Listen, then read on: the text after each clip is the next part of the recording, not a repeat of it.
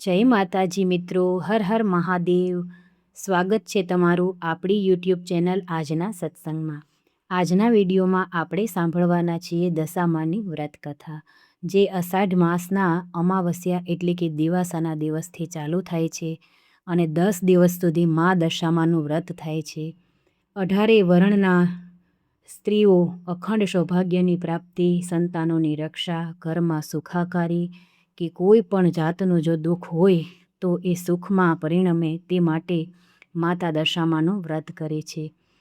દશામાનું વ્રત અષાઢ વદ અમાસથી શરૂ કરવામાં આવે છે. આ વ્રત કરનારે સવારે વહેલા ઉઠી નાહી ધોઈને દીવો અગરબત્તી કરીને દશામાની વ્રત કથા સાંભળવી, 10 દિવસ સુધી નકોરડા ઉપવાસ કરવા, માટીની સાંઢણી બનાવવી, તેનું પૂજન કરવું અને 10મે દિવસે એ સાંઢણીને નદીમાં પધરાવવી.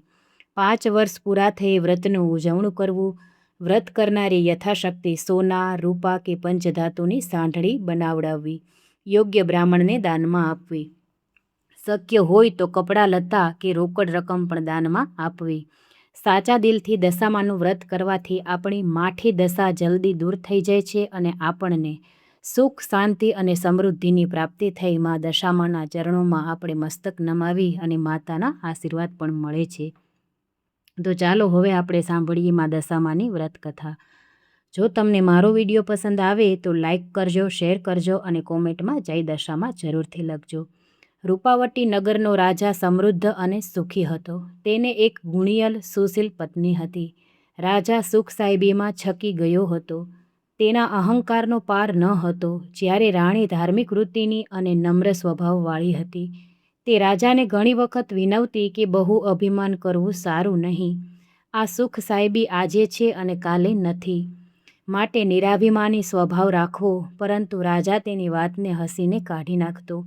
એક દિવસ રાણી રાજમહેલના ઝરૂખામાં બેઠી હતી. ત્યાં થોડે દૂર નદી કિનારે કેટલીક સ્ત્રીઓ એકઠી થઈને કંઈક વ્રત કરી રહી હતી. આ જોઈ રાણીએ પોતાની દાસીને વિગત જાણવા મોકલી. દાસીએ પેલી સ્ત્રીઓને પૂછ્યું, બહેનો, તમે સૌ ભેગા મળીને શું કરી રહ્યા છો? તેના જવાબમાં એક સ્ત્રીએ કહ્યું કે બહેન, અમે દશામાનું વ્રત કરીએ છીએ. આ વ્રત કેવી રીતે થાય? એમ દાસીએ પૂછ્યું. તેના જવાબમાં પેલી સ્ત્રીએ કહ્યું કે બહેન, સૂતરના 10 તાંતણા લેવા અને તેને 10 ગાંઠો વાળવી તથા એ ગાંઠને કંકુનો ચાલ્લો કરવો. એ પછી પેલી સ્ત્રીએ દાસીને આ વ્રત ક્યારે થાય અને કેવી રીતે કરાય તેની વિગતવાર માહિતી આપી. દાસીએ મહેલમાં આવીને રાણીને દશામાના વ્રતની વાત કહી. તેથી રાણી ખૂબ જ પ્રભાવિત થઈ અને તેણે પણ દશામાનું વ્રત કરવાનું નક્કી કર્યું. પરંતુ રાજાને જાણ થતાં તેણે રાણીને ચોખ્ખી ના પાડી દીધી અને કહ્યું, તારે શા માટે આ વ્રત કરવું જોઈએ? આપણે ત્યાં શેની ખોટ છે? ધન, દોલત, સુખ, સાહેબી, રાજપાટ, સંપત્તિ, સંતતિ બધું જ છે, તો પછી તારે શા માટે આ વ્રત કરવું જોઈએ? રાજાના આવા અહંકાર ભર્યા વચન સાંભળીને રાણી નારાજ થઈ ગયા. તેણે રાજાને સમજાવવાની ઘણી કોશિશ કરી, પણ તે એકના બે ન થયો.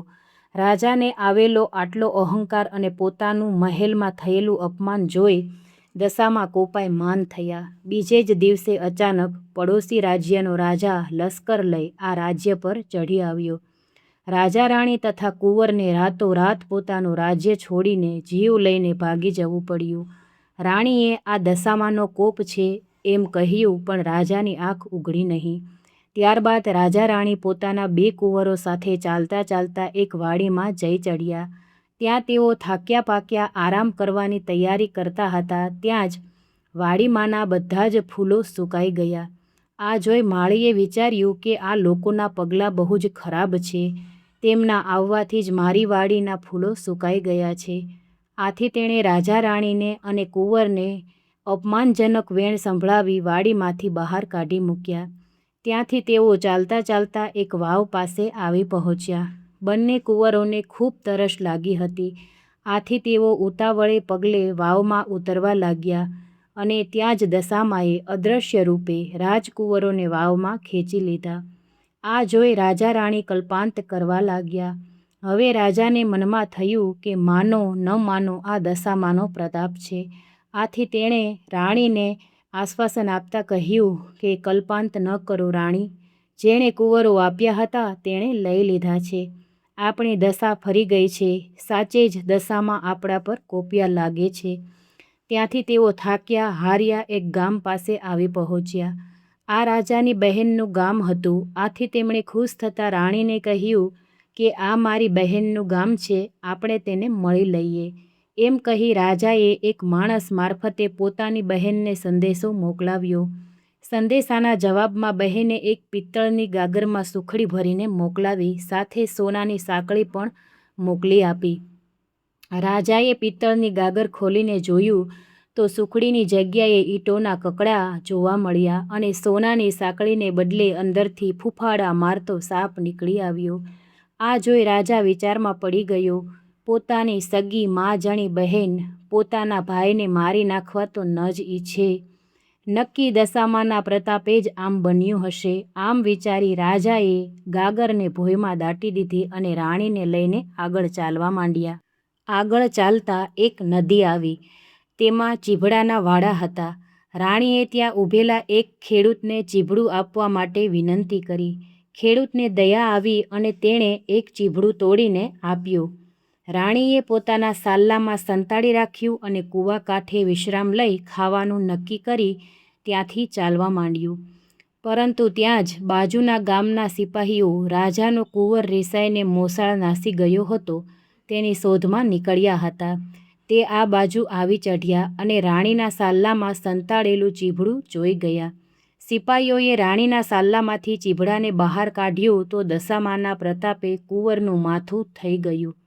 આથી સિપાહીઓએ ખૂબ ગુસ્સે થઈ ગયા અને તેમને ખૂબ મારીને દોરડાથી બાંધીને પોતાના રાજા પાસે હાજર કરી દીધા. રાજાએ પણ ગુસ્સે થઈને વગર વિચારીએ તેમને જેલમાં પૂરી દીધા. આમ રાજા રાણી દશામાના કોપથી દુઃખમાં દહાડા પસાર કરવા લાગ્યા. એમ 12 મહિના વીતી જતાં પાછો શ્રાવણ મહિનો આવ્યો. એટલે રાણીએ દશામાનું વ્રત કરવાનો નિર્ણય કર્યો. તેણે 10 દિવસ સુધી નકોરડા ઉપવાસ કર્યા અને આદ્ર સ્વરે માની સ્તુતિ કરી.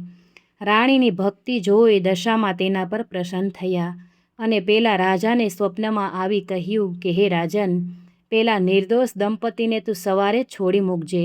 તારો કુંવર સવારમાં તને પાછો મળી જશે. સવારે ઉઠીને રાજાએ જોયું તો કુંવર હેમખેમ પાછો આવી ગયો હતો.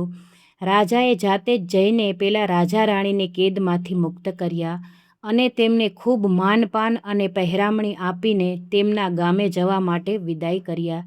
રાજા રાણી બહેનના ગામને પાદર આવ્યા ત્યાં રાજાને પેલી ગાગર યાદ આવી. તેમણે ખાડો ખોદીને એ ગાગર બહાર કાઢી. જુએ છે તો સરસ મજાની સુખડી હતી અને સાથે સોનાની સાંકળી પણ હતી. બહેનને ખબર પડતા તે પોતાના ભાઈ ભોજાઈને લેવા સામે આવી અને પોતાના ઘરે 2 દિવસ મહેમાન બનાવી તેમને રાખ્યા. ત્રીજા દિવસે તેઓ ચાલતા ચાલતા પેલી વાવ પાસે આવી પહોંચ્યા. ત્યાં દશામાં વૃદ્ધાનું રૂપ ધારણ કરી બંને કુંવરોને લઈને ઊભા હતા. તેમણે રાજા રાણીને એ બંને કુંવરો સોંપી દીધા. રાજા રાણીએ તેમને પૂછ્યું કે તમને આ કુંવરો ક્યાંથી મળ્યા?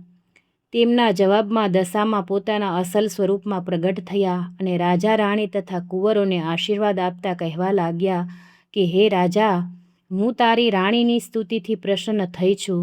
જા, હવે તને તારું રાજ્ય પાછું મળી જશે. આજથી તારી વળતી દશા થશે. તે મારું જે અપમાન કર્યું છે અને અહંકારભર્યા વચનો કહી રાણીને મારું વ્રત કરતાં અટકાવી હતી, આથી હું તારા પર કોપાઈ માન થઈ હતી. માટે હવે તું નગરમાં કોઈને પણ મારું વ્રત કરતાં અટકાવતો નહીં, બલકે મારો મહિમા વધારવાનો પ્રયત્ન કરજે.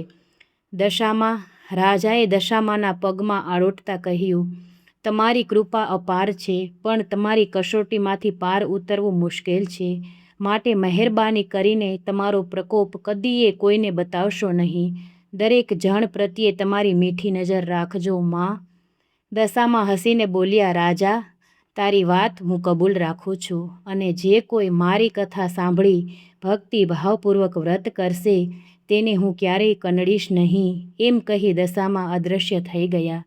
ત્યારબાદ રાજા રાણી અને કુંવરો પોતાના રાજ્યમાં આવી પહોંચ્યા અને સુખેથી દિવસો પસાર કરવા લાગ્યા.